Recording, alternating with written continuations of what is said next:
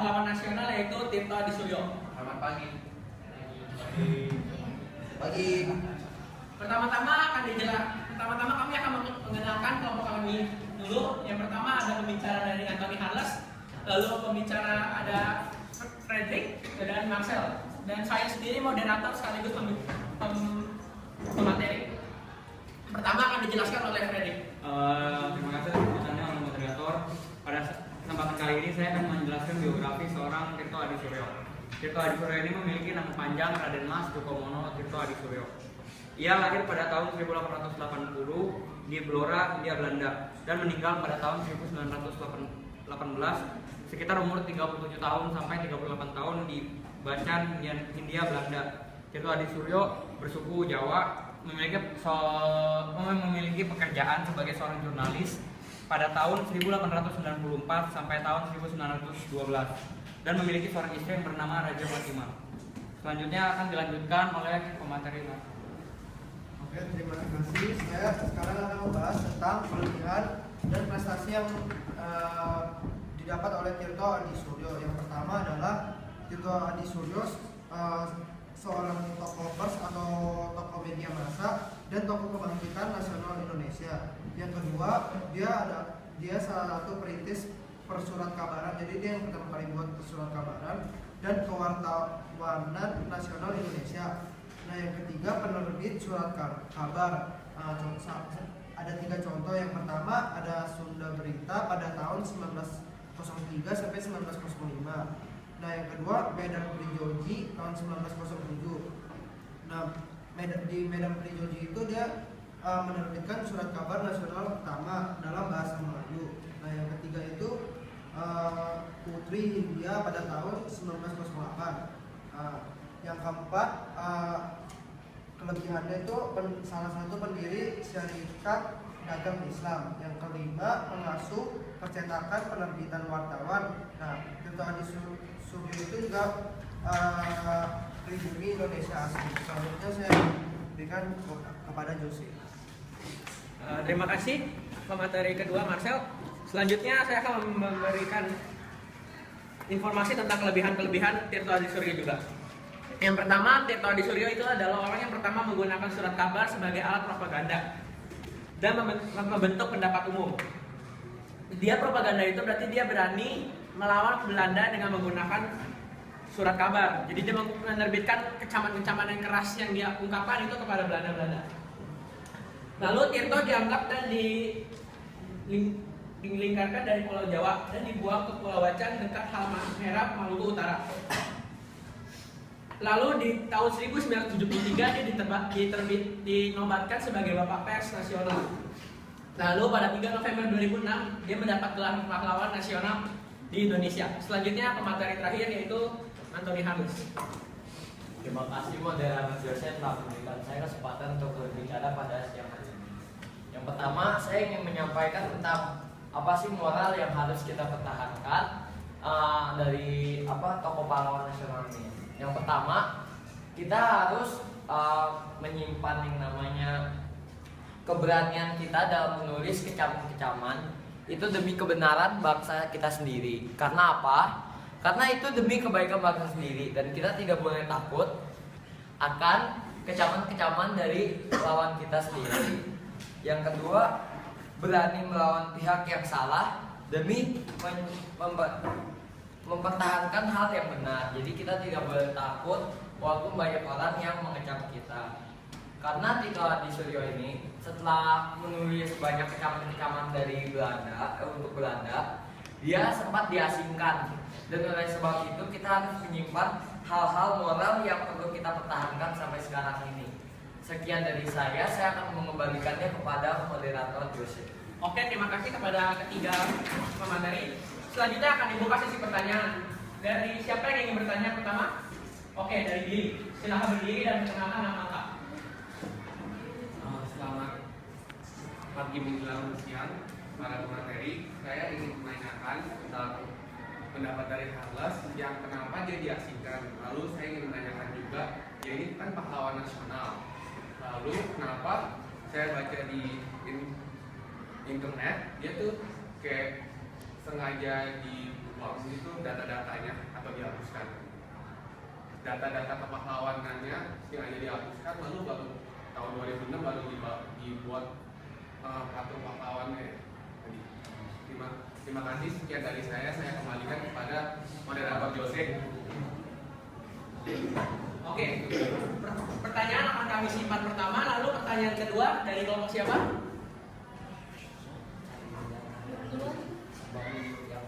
Oke, akan diubah, langsung dijawab. Langsung dijawab oleh pemateri Anthony Harles. Yang pertama, tadi pertanyaannya apa, coba diulang.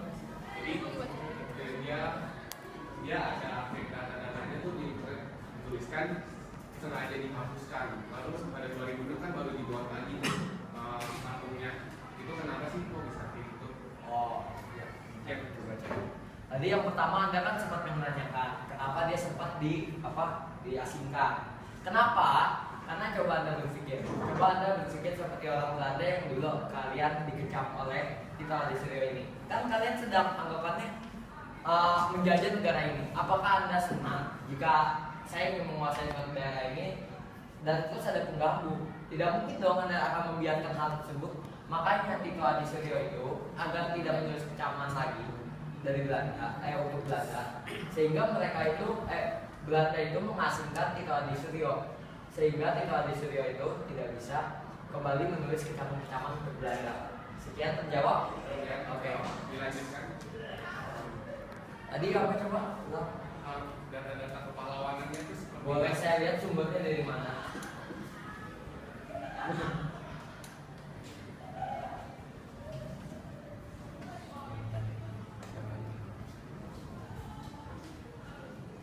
Saya akan membacakan bukti dari diri. Yang pertama, tetralogi buruh menceritakan seorang tokoh bernama Minke. Singkatannya diambil dari kata monkey, seorang tokoh di masa awal perjuangan kemerdekaan yang data kepahlawanannya diceritakan terhapus dan sengaja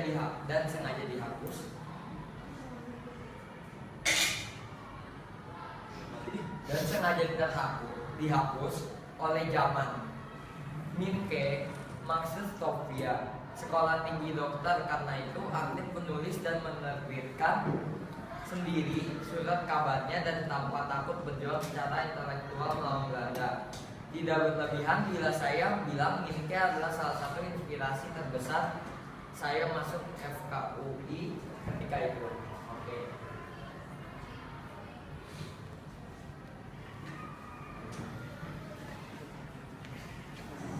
Jadi pertanyaannya kenapa dia sempat dihapuskan? Yang pertama saya kurang kelengkapan datanya itu saya kurang menangkap. Jadi kenapa? Kan tertulis itu cuma tertulis sengaja dihapuskan.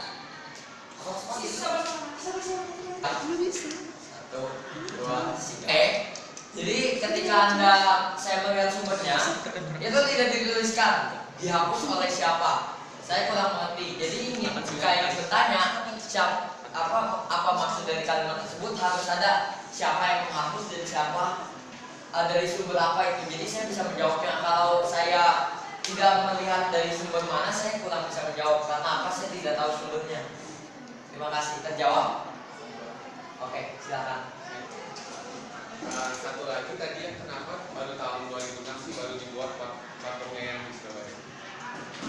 Sebentar, pertanyaannya akan disimpan dan saya kembalikan kepada moderator. Terima kasih. Tidak usah disimpan, langsung saya sebagai moderator dan materi akan menjawabnya. Kenapa 2006 baru dibentuk patungnya? Oke, 2006 itu kita sudah presiden ke berapa? Ada yang tahu? SB ya. Nah, di saat pas kepresidenan Soeharto, itu banyak sekali masalah-masalah dan timbulnya itu timbulnya rasa kepahlawanannya itu dimunculkan oleh pada negara-negara, kepada bangsa Indonesia. Lalu di saat bangsa Indonesia sudah menjadi presiden dan sudah revolusi masa orde baru, langsung dimunculkan oleh pahlawan-pahlawan kita yang lama dan sudah ditimbulkan data-datanya kembali yang sudah pernah dihilangkan itu. Dan makanya sebab itu karena dia yang sudah berjasa sebagai pertama kali membuat surat kabar, dia dibentuk patungnya pada tahun 2006 itu. Sudah jawab? Saya ingin menanggapi sedikit. Tadi katanya pada masa 2006 itu rasa kepahlawannya baru timbul, pahlawanannya. Apakah sebelumnya itu rasa kepahlawanannya tidak ada gitu? Oke, selanjutnya akan dijawab oleh pemateri Antoni Hannes. Yang pertama, oke. Jadi Anda mempermasalahkan kenapa patungnya itu baru dibentuk 2006, betul? Sekarang saya tanya simpel saja begini. Pahlawan itu sebenarnya, oke, ini dia ya. Pada tahun 1973, Dewan Pers RI mengukuhkan RM Tito Adi Sudirjo sebagai Bapak Pers Nasional karena jasa-jasanya sebagai perintis pers Indonesia. Lalu pada tanggal 3 November 2006, Tito mendapat gelar sebagai Kepala Nasional dan tanda kehormatan bintang Mahaputra Adi Pradana melalui Kepres RI nomor 85 TK _ 2006. Jadi menurut sumber ini dia itu baru diakui karena apa? Kepres nomor 85 _ TK yang dibuat 2006. Jadi itu baru dibuat pada tahun 2006. Sehingga patung kepahlawanannya baru dibuat pada 2006. Tetapi tetap dia sudah menjadi pahlawan sebelum 2006. Karena apa? Seorang pahlawan itu tidak perlu patungnya sampai dibuat. Banyak sekali pahlawan-pahlawan yang tidak tertuliskan namanya tapi tetap berjuang untuk Indonesia. Sekian dari saya, terjawab. Oh, terima kasih. Oke, terima kasih jawabannya kepada pemateri Antoni Hannes. Dan pertanyaan ini sudah terjawab. Oke, selanjutnya kelompok lain ingin bertanya. Oke, dari kelompoknya Presiden Sul. Saya Penduso dari Komputer. Saya ingin bertanya, atas dasar apa Anda mengatakan pada zaman Soeharto itu tidak ada rasa kepahlawanan? Gitu. Nah, sekian. Silakan dijawab. Oke, pertanyaannya mengapa rasa kepahlawanan pada zaman Soeharto tidak ada? Atas dasar apa? Oke, dia akan dijawab oleh pemateri Antoni Hannes. Terima kasih. Nah, jadi saudara Jose itu bukan mengatakan, ini koreksi sedikit ya dari pernyataan Anda. Anda mengatakan kalau saudara Jose mengatakan bahwa di zaman Soeharto tidak ada rasa kepahlawanan. Bukan, maksudnya bukan itu. Anda salah dengar. Maksud dari Jose apa? Bukan tidak ada rasa kepahlawanan. Kurangnya, kata lebih tepatnya itu kurangnya rasa kepahlawanan. Sehingga apa? Buktinya apa? Dari saya ucapkan ini 2006 baru ada Kepres yang mengatur bahwa Tito Adisiryo itu baru dinobatkan sebagai pahlawan nasional. Itu buktinya loh. Kita punya bukti kalau 2006 itu baru mulai ada penghargaan atas kepahlawanan. Sekian, terjawab atau masih ingin disanggah? Oke, saya ingin Sebelum dong. Dia maksudnya menyanggah Hannes. Oke, sebentar. Semoga agar teratur satu persatu. Selanjutnya dari pertama dari Sun. Oke, gini. Saya ingin menanggapi kembali. Kalau begitu, atas dasar apa pula Anda mengatakan bahwa pada zaman Soeharto itu rasa kepahlawanan juga kurang gitu? Oh. Oke, terima kasih. kasih bukti yang tadi. Yang 2006. Terus.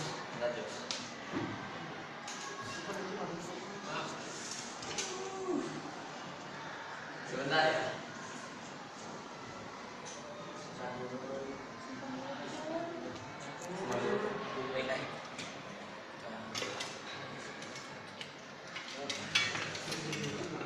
Oke, ini ya, saya bisa membuktikan kalau Soeharto itu kurang kepala ini. Bisa dibaca, Anda yang dibaca. pada tahun 2003, mulai dari 1973. Diri aja.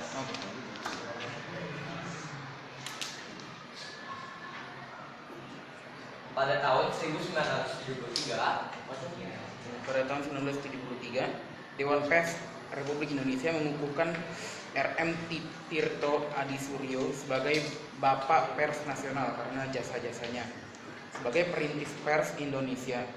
Lalu pada tanggal 3 November 2006, Tirto mendapat gelar sebagai pahlawan nasional dan tanda kehormatan Bintang Mahaputra Adi Pradana melalui Kepres RI nomor 85/TK/2006. Oke, sudah. Saya akan menjelaskan. Kalau dari 1973 itu masih zamannya siapa? Kalau Anda tahu? Laki-laki. Pokoknya sudah pra kemerdekaan. Oke, setelah kemerdekaan itu coba cari.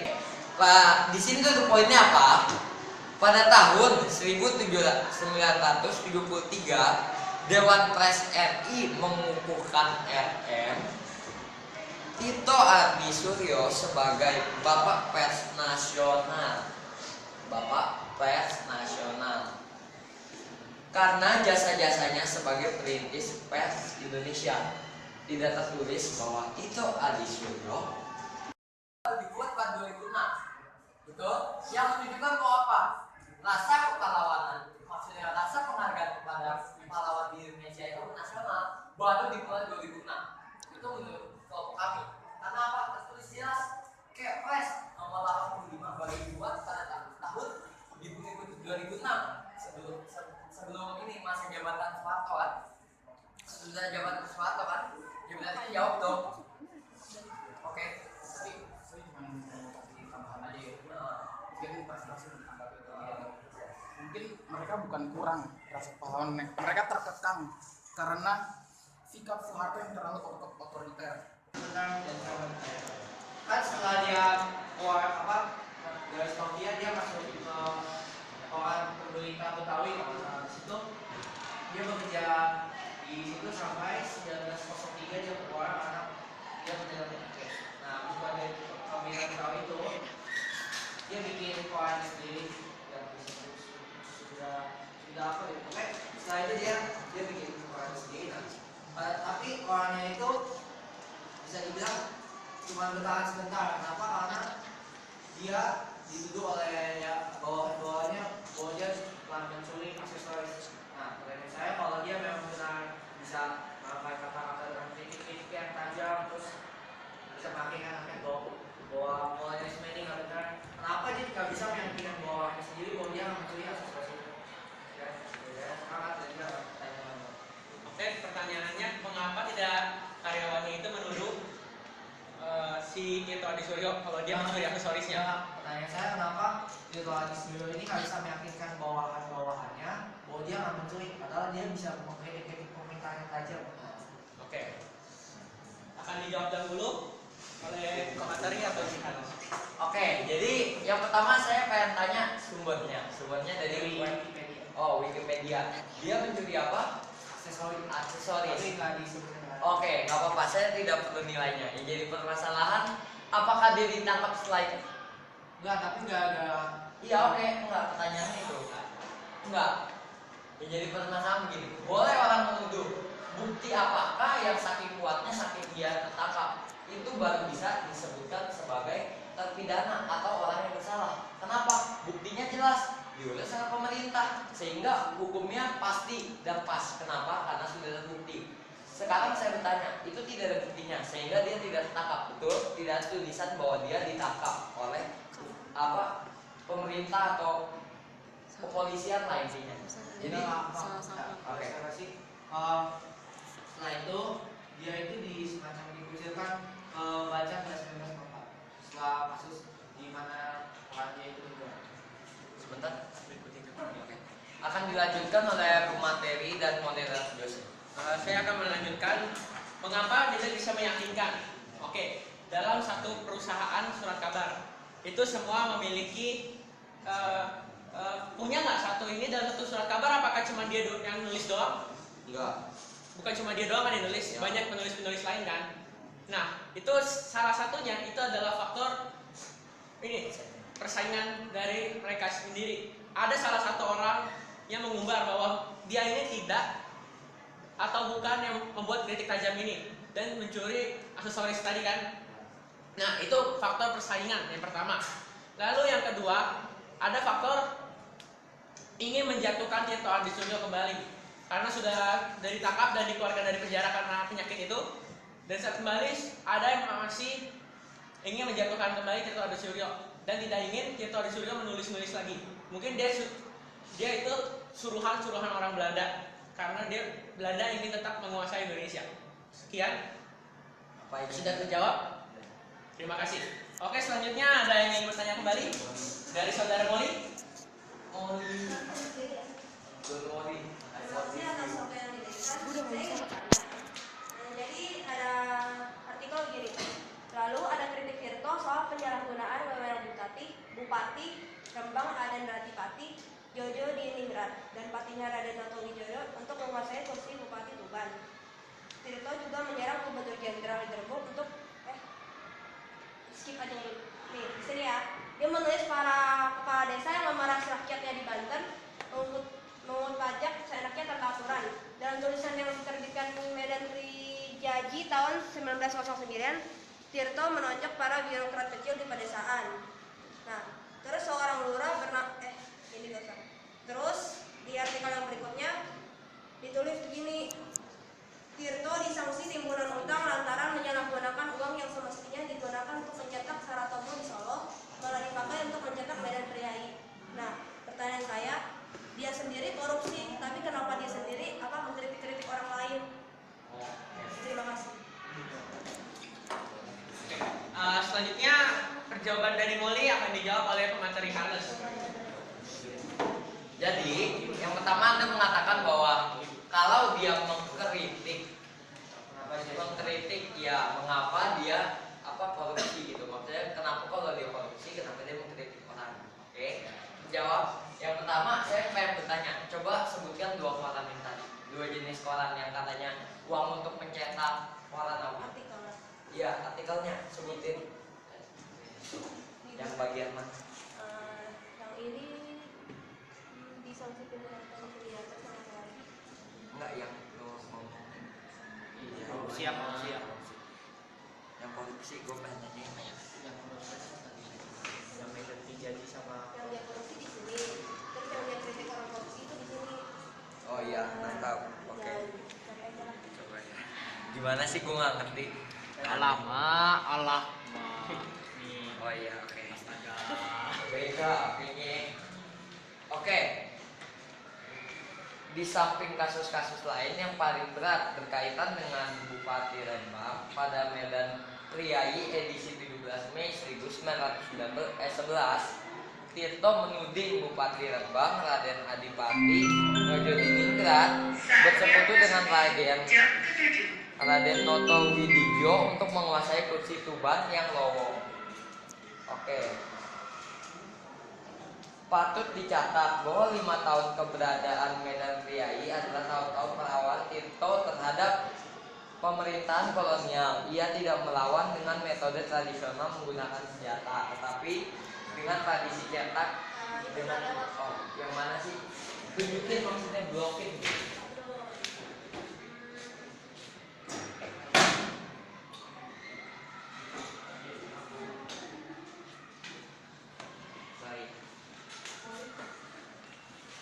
Di sini tertulis Tirto disanksi timbunan utang lantaran menyalahgunakan uang yang semestinya digunakan untuk mencetak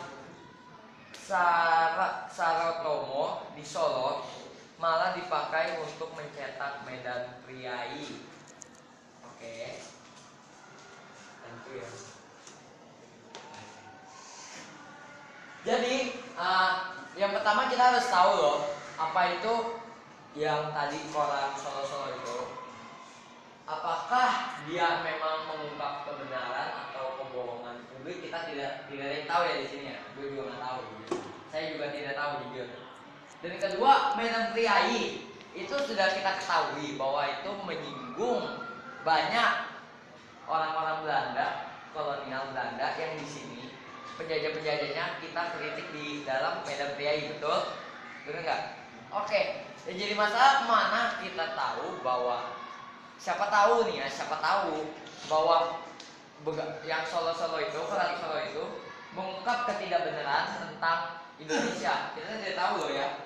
Yang jadi permasalahan kan bukti itu kurang jelas. Maksudnya memang dia korupsi, memang harus diakui dia korupsi loh. Tetapi kalau korupsinya itu untuk kebaikan bangsa Indonesia memang tidak dibenarkan. Tetapi kita harus tetap mengapresiasi kenapa. Kita tidak tahu kemungkinan apa yang terjadi jika dia tidak menyalahgunakan uangnya tersebut. Benar nggak? Yang jadi permasalahan kan uangnya itu loh. Uangnya itu kenapa dia itu mengkritik tapi dia korupsi. Tetap kita harus tahu alasannya dia apa.